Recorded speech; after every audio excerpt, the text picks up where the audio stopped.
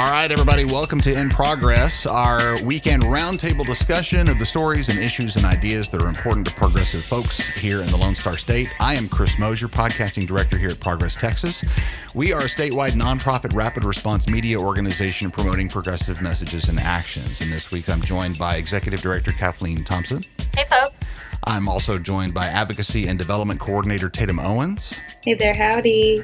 And as we are known to do from time to time, an outside but beloved voice joins us, this time Emily E.B. French, who is the Policy Director for Common Cause Texas. Hi, Emily. Hi, Chris. Thanks for saying so many nice things about me right off the bat. Absolutely. The niceness will not stop there. In fact, Emily, tell us real quick about Common Cause, what you do for them, and what you guys do. Yeah, we're a national organization founded in 1970 to push for accountability, transparency, democracy, all the good stuff.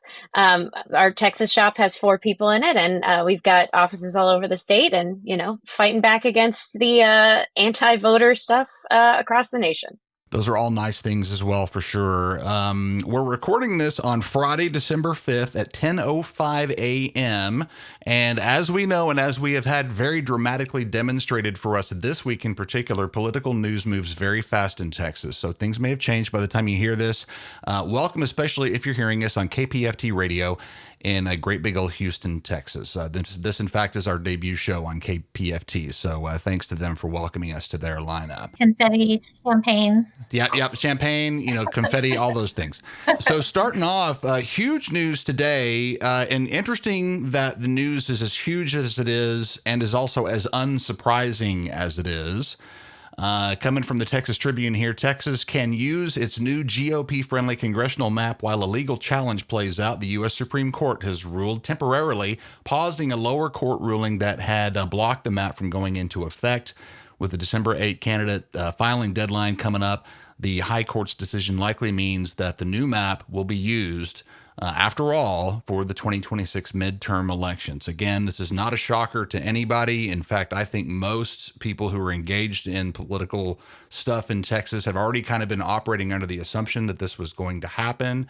KT, let's start with you. Your impressions on the Scotus call that we all kind of knew was coming. So I don't think anybody who's been paying attention is surprised, but it's still, like you said in the Daily Dispatch, it still hurts. It's still disappointing. It's still the absolute wrong call. This is going to harm real people. This is going to silence Texans' voices, and it can distort the political system in Texas. There's always work to outvote vote suppression. And I know that will be the number one goal of Democrats and progressives who want to win elections in the future. But it's so disappointing that our Texas Supreme Court, which should be the neutral arbiter for all Americans, is falling completely on partisan lines. Tatum, what about you? What do you think? I mean, what KT said, it's just extremely regressive, and it is... Kathleen said it's going to hurt Texans, absolutely. But especially as a state, like with some of the most diverse cities and diverse populations, with some of the most Black people, Hispanic people in the nation, Asian people, because let's be very clear, the Texas Secretary of State is not going to be providing any resources in Asian languages anytime soon. So all around Texans, marginalized Texans, are being cut out of their voting power and out of access to the polls. And it just got a whole lot harder. Yesterday, new laws also passed yesterday from the leftover special sessions. And so I think yesterday was just a rough one. Emily was saying before we joined the call that she saved all of her doom scrolling for this session. And I'm feeling very there right now, because anybody who works in voting rights or is somewhat involved in Texas politics knew that this was going to be handed down, because that's where we are. It's corrupt, it feels regressive and backwards, and only a sign that we need to be fighting a whole lot harder, I feel, because the fight is only going to get worse. Huge +1 to everything that Tatum and KT said, but to be an annoying lawyer about it, redundant. There's no such thing as a non-annoying lawyer. I was going to say, we kind of like annoying lawyers around here. 9 of the most annoying, I guess 6 of the 9 most annoying lawyers in the country are ruining my day. I am so frustrated that once again, the state of Texas uses legal mechanisms to cheat their way through to getting what they want, right? The lower court, the district court, was a panel of three. It was a Trump appointee who wrote over 100 pages showing why this was a racial gerrymander. You know, Greg Abbott called the special session saying we have to redraw coalition districts, which are by definition racially based, and there's no way you can get rid of coalition districts without looking at race. And then, and of course, like on the merits, the lower court found that this map was racially drawn, was racially biased, right? But when you go up to the Supreme Court a week ago, Justice Alito stayed the decision like on an administrative grounds. But I think that's very silly because obviously Alito completely agrees with what the state is doing. And then yesterday rather, they agreed, the majority agreed to hold the stay, but that doesn't mean they agree on the merits. But Alito's concurrence agrees on the merits. He says it's indisputable that it was drawn for partisan gain and not racial reasons, in his opinion, but it is disputable. We dispute it. And in fact, the Trump appointee at the district court disputed it for 120, 160 pages, a long, long time. And Justice Kagan pointed out in her dissent that the Supreme Court is not supposed to be fact-finding, which Alito is clearly doing. It's so frustrating to see, you know, this our state asking for things at the Supreme Court and the Supreme Court agreeing on ideological bounds when they're supposed to just be like, you know, quote unquote, calling balls and strikes. It feels like cheating because it is cheating. Absolutely. Another thing that Justice Kagan mentioned in her dissent was the fact that the folks in El Paso worked on this for weeks and went way out of their way to try and get it right. And then over the course of a holiday weekend, the Supreme Court just decided to go with the minority, the single judge in El Paso that wanted to keep the new Texas map. As we'll recall, his dissent in that decision was a George Soros, highly conspiratorial and bizarre screed. Tirade. Yeah. A complete tirade, as Tatum says, absolutely.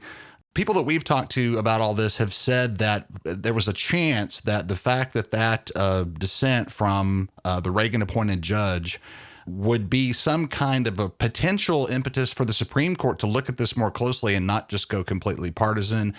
That to me turns out to have been a little bit naive for anybody who was thinking that it might go, any other way, really. The fact that this goes 6-3 completely partisan up there also points to the fact that the Supreme Court, once again, and we all know this too, is very much in Donald Trump's back pocket. Mm-hmm. And that there really is and it turns out, by the way, that Judge Brown, the Trump appointee who sided with the Obama appointee in the lower court decision, what an extraordinary outlier that is at this point, given what we're looking at, of course, across the judicial system. So relatively insane. I want to narrow down just a bit to Houston in particular. This does mean that the CD18 race, which of course we've been talking about the CD18 race for months and months. Highly contested. All year. We're down to now Christian Menifee and Amanda Edwards, who are in the runoff for that. Congressman Al Green has been drawn into. His home is now in that district, and he has said that he will run. So there are many, many different implications, especially up in Dallas, definitely in Houston, other places as well, Austin. This basically forces the retirement of Congressman Lloyd Doggett after a long, long time of great service in the Congress. He had expressed when we got the ruling from El Paso that he might be able to stay in his job. The optimism that I think a lot of us are now realizing may have been just a little bit unjustified. So this also affects the Valley very closely. A lot of redistricting has gone down there. And let's shift to that with the second of the two big topics that have come across our desk this week, and that is the Trump pardon of Congressman Henry Cuellar. This is coming from CBS Austin. President Donald Trump has granted a pardon to long-term Texas Congressman Henry Cuellar and his wife, lifting federal charges that had accused the couple of accepting $600,000 from foreign interests. The Joe Biden Department of Justice unsealed that indictment last year, alleging that the payments came from an oil company in Azerbaijan and a bank in Mexico. The investigation had been ongoing for years, and a trial was expected in 2026 before the pardon brings this case to a halt. This is also a complicated matter in the Valley. Tatum, why don't you take your first crack at your reaction of the Cuellar pardon that we learned about this week? I mean, I'm just mad, you know, like one of the main grievances that American people have right now, apart from not being able to afford their grocery bills, getting to the doctor, anything like that, is money and politics. And this is one of the like most clear examples you have from the government saying, yeah, actually, this guy did do this thing. And then Trump gave him the pardon. Actually, it's totally cool to bribe people. We don't care. Let your wife get that $12K dress, which, I mean, if you have the option, I guess maybe I would do that. I don't think I would participate in bribery, though, is the thing. Yeah, it just seems extremely corrupt. Backdoor deals. I don't know what this would mean for Cuellar going forward. Chris, you pointed to this a little bit earlier in your Daily Dispatch covering the pardon, and it just feels very confusing for him as a registered Democrat. He has refiled for election, and he's been very unpopular over the years because of decisions like this that just stack up to be a candidate that is very interesting. People continue to vote for him despite examples like this. And so I don't have the full breadth of why that is, but I do feel mad that this is happening. And I think that that's where a lot of people are right now. I would think. Maybe not. I just find it so heartwarming. You know, some couples take up pickleball together. Some couples go on river cruises. The Cuellars, they're doing fraud together. It's incredible. I think Donald Trump must have a Google alert set for politician fraud. Yeah. Because Eric Adams, Henry Cuellar, George Santos, Trump loves pardoning the most corrupt people. Who'd have thought that Mr. Golden Bathroom himself would love this old school, old timey corruption? It's so frustrating. I mean, you know, Jessica Cisneros really gave Cuellar a run for his money in the in South Texas a couple of times, despite tons of institutional support from seemingly both parties behind Cuellar. Now Cuellar is facing a pretty tough Republican challenger, I believe. And I think it is interesting to see him and Trump cozying up to each other. And as always, very frustrating to see one of these pardons come through for something that is so cartoon evil. I'm just waiting for pictures of Cuellar and his wife with big bags of burlap sacks of money with a $sign on the side. Honestly, that's the only thing that can make this even better. I heard Minority Leader Hakeem Jeffries talk about the difference that he wasn't convicted and that this is alleged. So yes, and yes, but it's hard for, I think, the average voter to hear and see Democrats pointing fingers at Ken Paxton and Angela Paxton and the lifestyle that they live based on the salaries they had before being in office versus now, and then say, but it's okay for our guy. It doesn't look right, and it doesn't sound right, and it doesn't smell right. So I was disappointed to hear Leader Jeffries say that. I really would prefer for the party that I'm going to vote with the majority of the time, / all the time, to have a clean house. So I just heard that this week, and I didn't feel good about it. Katie, do you think it's better because the Paxtons do it on biblical grounds? It must be. But and I know Minority Leader Jeffries is concerned about the House majority, and he's got an incumbent Democrat. But I don't want to sweep things under the rug, and I don't feel right about people using their power to enrich themselves when people can't pay their electricity bill. It's cold. I'm wearing a jacket here. It's cold in this building. Groceries are expensive. And if we don't want people to be cynical and say, forget it, it doesn't matter, both sides are the same, then both sides really can't be the same when it comes to issues of corruption and fraud and bribery. Yep, absolutely. And to kind of echo in a shorter way of what Kathleen has just said, the word that I've come up with, the technical term for the way I feel about the Cuellar thing is that it's yucky. That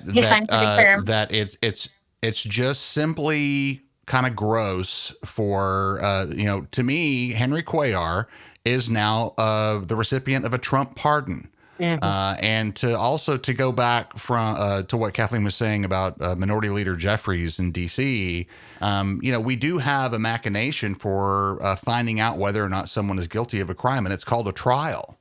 If he's innocent, put it through a trial and let's see that he's innocent and let's exonerate him and let's march forward with Henry Cuellar if he is acquitted of the charges against him.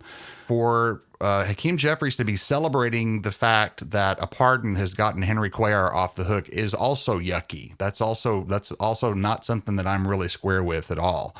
Now, all of this said, over the last little while, we have been trying to kind of grapple with this long-standing issue of elected Democrats in South Texas in particular, not limited to South Texas, but they're kind of known for this, occasionally and sometimes frequently voting in ways that the rest of the progressive nation here in Texas does not agree with. Henry Cuellar is the poster child for this, absolutely. He is still a Democrat. We've talked to people like Bobby Polito, who's running for office down there. And that has inspired in me an effort to try and understand that these elected officials are representing a moderately unique constituency in South Texas that has a different sort of cultural makeup, a different sort of societal makeup down there. Texas is a huge and super diverse state. We're not all going to think exactly the same way, and we have to accommodate people who are on our side in a different part of the state where they may think a little bit differently. And I've tried to inspire in myself a little bit of flexibility in that way.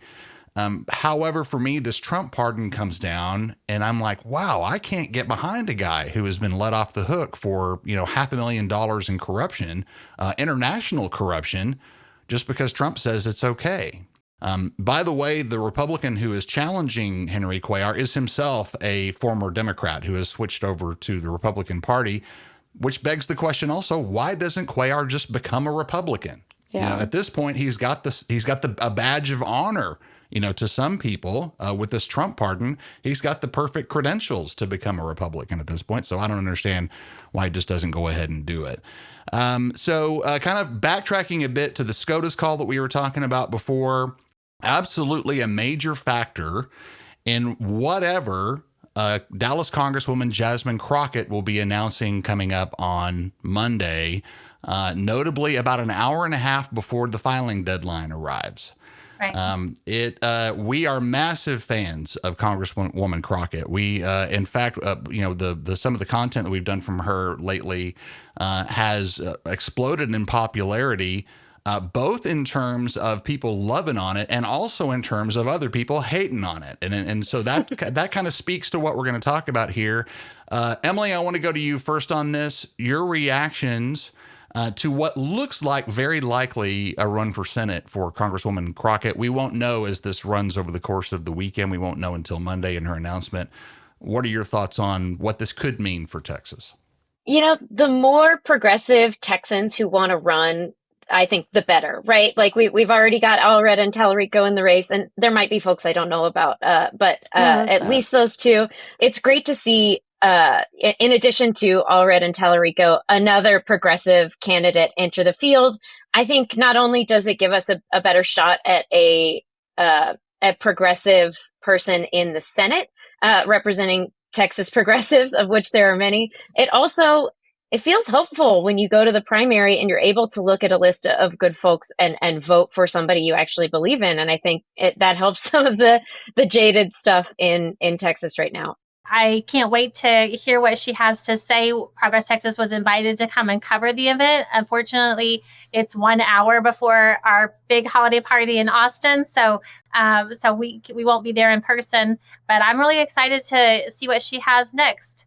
I remember the days when she was a member of the Texas legislature. I remember before she was in the Texas legislature. So it's been really interesting to watch her journey from the state house to the people's house in DC. And so I'm excited to see what's next. I do recognize that an hour and a half or so before the filing deadline puts folks across Texas on pins and needles, and people who have already filed to run for office may want to switch because they there may be a seat open in Congress now, so maybe they want to change what they've done. So that last minute nail biter obviously has logistical implications for people other than Rep. Crockett. So we'll see. But I've been really excited to watch her throw the same figurative punches that she did in the Texas legislature in Congress. And Chris, that's why so many people love to hate on her. That's right. Because they don't like it. They don't like the pushback. I saw a man wearing a t-shirt that said, "I love my mean tweets and low gas prices." It's not mean tweets. It's violent, disgusting, hateful rhetoric that we have seen from the highest office in the land. And a lot of that has been targeted at Rep. Crockett because she's been a voice for her constituents in Washington, D.C. And she's not afraid to call out nonsense and bad behavior. So I'm really excited to see what she's going to announce. It seems like it's going to be for Senate. Otherwise, why would you call a press conference to say, "I'm staying in Congress representing Dallas"? It could be. I mean, who knows? But I'm excited for her, and I'm excited for the prospects, like Emily's saying, for Texas. Jasmine Crockett is one of the best communicators that we have here in Texas. And speaking as representative of Progress Texas, that's our main focus, right? We want to drive progressive change by imparting progressive values, making them communicable. And she is really great at that because she focuses on holding people accountable, right? Like that is at the core of why I personally think like she is a great person to be in power. I want to see more of that because there are so many checks and balances that have been eroded, that will continue to be eroded if people don't fight it. I'm going to bring it back to the original part of the conversation on redistricting. Like that fight's not over. Louisiana versus Calais, I think, is the case, right?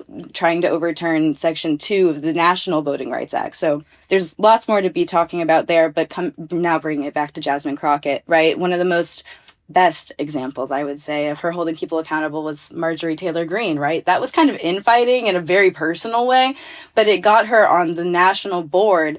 And so people down here in Texas can trust her to call other people out. And so when I think of Cuellar and Paxton as two examples of corrupt politicians protected by other people, such as Trump, such as Abbott, I trust that she would not let that slide, you know? And so on the overall board of people that are trying to make Texas better, I'm glad that she's in the conversation, and I guess we'll see what news develops about by the end of the filing deadline. I'm also a huge fan of Congresswoman Crockett, and I have found her takedowns of a whole bunch of different people in the Congress to be highly entertaining, as well as super biting and super, she has shaped a lot of, I think, what a lot of the remainder of progressives across the country she has shaped our thinking, I guess is what I want to say. And she very much has kind of set the tone for the needed opposition to the Trump regime, for sure. There are a few issues with all of this that have been brought up by different people, and let's cover those. Let's be fair and let's just cover the facts of what it is. We've already talked about the fact that she's doing this very close to the filing deadline. We've talked all this year about how badly Jasmine Crockett's party could use a high degree of coordination across different offices and strategy against, who's going to run for this, who's going to run for that. Let's do it as a coordinated sort of situation. There was talk about this really regarding this exact same race early on when it was the talk between James Tallarico, Colin Allred, Beto O'Rourke, and Joaquin Castro. Even at that point, there was a chance that there was going to be a lot of talent wasted if all of those people went into a primary against each other. So we're kind of back to that same problem. At this point, if Congresswoman Crockett does run for the Senate, either she or James Tallarico or Colin Allred will end up on the sidelines in 2026. And that's a bummer because these are three of the Democratic Party's most potent players, for sure. There's also the issue of, and this is something I'm kind of learning about, and this runs counter to the ideals that a lot of progressives want to hold dear in terms of the way it reflects who runs to represent us in the democratic process. And that's the idea of negative partisanship. And this also speaks back to what Kathleen was talking about. When we put Jasmine Crockett on our feeds, we are guaranteed a huge amount of horrible, hateful, racist, ugly from MAGA Nation to match her. They love to hate her. She is one of their supervillains, not only because of the things she says, but because of the fact that she is a black woman. Let's make no bones about it. It makes her an easy target for this particular element here in Texas and across the country. So there is the idea that a Jasmine Crockett candidacy for Senate would galvanize her opposition and cause them to turn out in big numbers in ways that they might not for the other two candidates who are already in this race. And so it is not a reason for her not to run, but it is something that we should all be thinking about. And it is a factor, whether we like it or not. It is a factor. It's human nature. It's the nature of our media sphere. It's the nature of the way social media and all these other things work these days. And speaking of which, we'll know this by the time this hits KPFT, but Saturday morning at 10:30 is a big announcement coming from Tarrant County Commissioner Alyssa Simmons.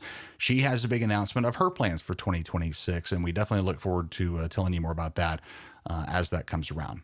Go back and listen to our podcast featuring Commissioner Alyssa Simmons during the Voting Rights Act anniversary. It was a great conversation about how Tarrant County has been the epicenter of racial redistricting before the statewide racial redistricting took place. Go back and have a listen. It's great. And if you're looking at our pods, go ahead and check out in the show notes a best and worst Texans of 2025 questionnaire. We talked about Jasmine Crockett quite a bit here today. She was one of our best Texans of 2024. So you, listener, can vote her again if you would so choose. Please fill it out for best and worst Texans of 2025 for our Progress Texas results. That'll come out later this year. This has been a great talk, everybody. We really appreciate it. Emily French works with Common Cause Texas and is one of our most beloved guests, and we will definitely have her back. Emily, thanks for being with us.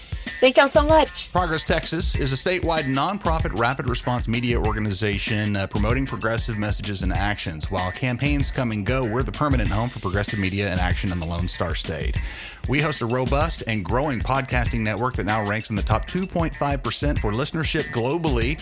We publish there the In Progress Weekend Roundtable that you just heard every weekend on our podcast feed. You'll also find the Progress Texas Daily Dispatch there, which is a short summary and analysis of the day's most important stories every weekday morning. And the Progress Texas Happy Hour, which features long-form interviews and discussions with office holders, candidates, activists, advocates, and thought leaders from across Texas and beyond. In Progress also airs on KPFT Radio in Houston, 90.1 FM HD2 every Sunday morning at 11:30 a.m.